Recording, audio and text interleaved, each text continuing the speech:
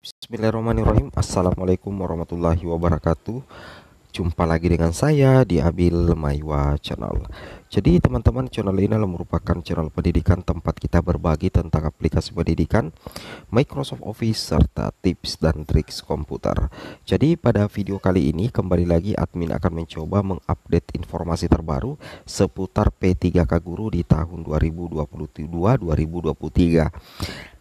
Yang mana di sini ada informasi terbaru ya terkait penempatan P1, P2, P3, P4. Selamat 3 masalah penghambat penempatan segera dituntaskan lewat optimalisasi dan rekomendasi.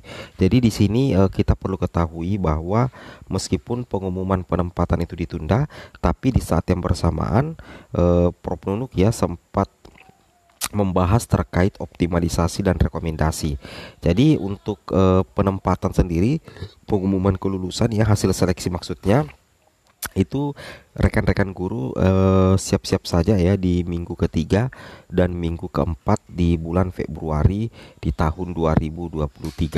Oke, sebelum kita lanjut, bagi rekan-rekan guru yang baru pertama kali mampir di channel ini, jangan lupa tekan tombol subscribe dan aktifkan lonceng notifikasinya agar setiap hari Bapak Ibu bisa mendapatkan update informasi terbaru seputar P3K Guru di tahun 2022.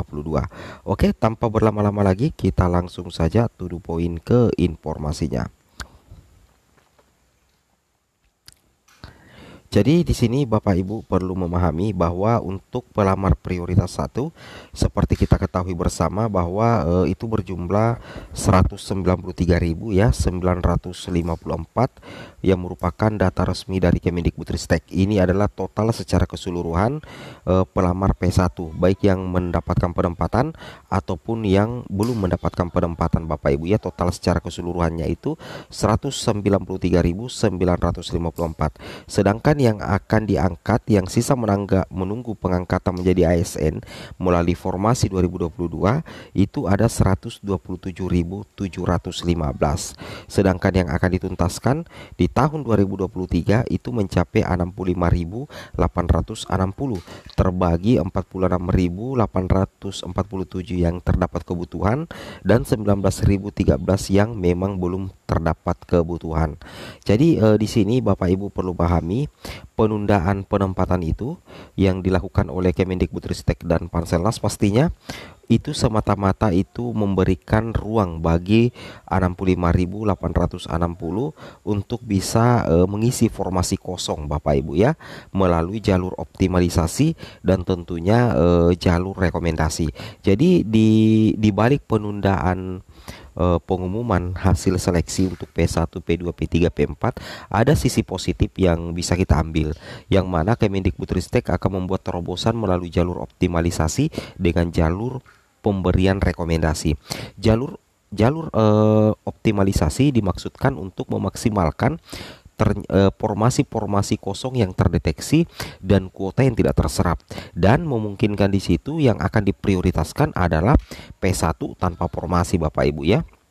Nah, sedangkan pemberian rekomendasi itu diperuntukkan bagi guru honorer yang bertugas ya di sekolah, namun di sekolah induknya itu tidak ada formasi atau kebutuhan, nantinya bisa diarahkan ke sekolah yang ada kebutuhannya. Nah, ini adalah dua hal yang akan dilakukan oleh Kemendikbud di bulan Februari ini sebelum pengumuman hasil seleksi di minggu ketiga, minggu keempat bulan Februari tahun 2023. Seperti itu Bapak Ibu ya.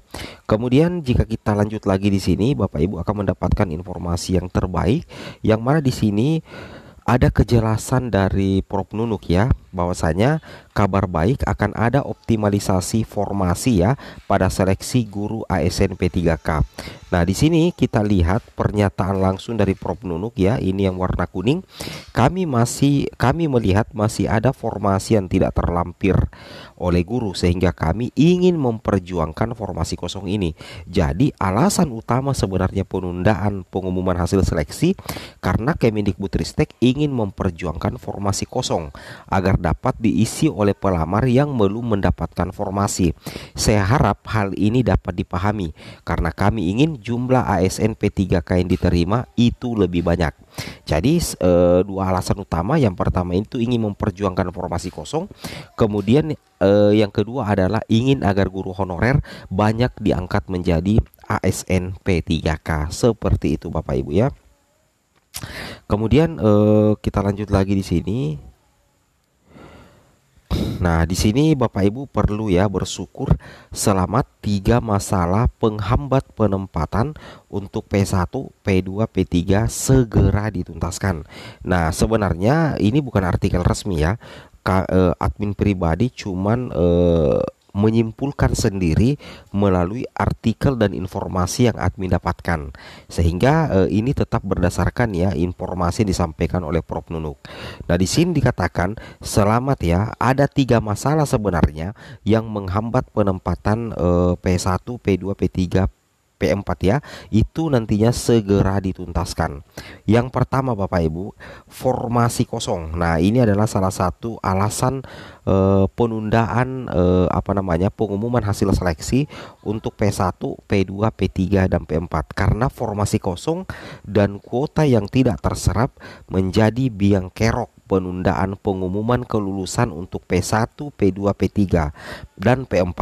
Nah, di sini Kemendikbudristek akan tuntaskan Bapak Ibu ya melalui jalur optimalisasi. Nah, jadi nantinya formasi kosong itu rencananya akan dioptimalisasi. Jadi nanti ada celah sebenarnya bagi P1 tanpa formasi yang linier itu bisa masuk ya, itu bisa masuk Bapak Ibu mengisi formasi kosong sehingga kuotanya bisa terserap ya. Nah, tentunya itu melalui jalur optimalisasi. Ini adalah salah satu masalah yang segera dituntaskan oleh Kemendikbud. Itu terkait formasi kosong dan kuota yang tidak terserap. Logikanya seperti itu Bapak Ibu ya. Itu yang harus Bapak Ibu pahami. Kemudian kita lanjut lagi. Nah, kita lanjut lagi yang kedua Bapak Ibu ya. Masalah yang kedua yang akan segera dituntaskan adalah P1 tanpa formasi yang cukup banyak itu menyita perhatian Kemendikbudristek.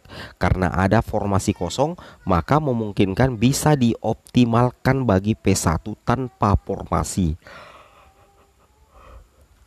Nah, seperti itu Bapak Ibu ya. Jadi seperti yang admin katakan tadi, sebenarnya ada celah Bapak Ibu ya bagi P1 tanpa formasi melalui jalur optimalisasi. Tetapi kita tunggu saja bagaimana skema final penempatannya ya untuk jalur optimalisasi.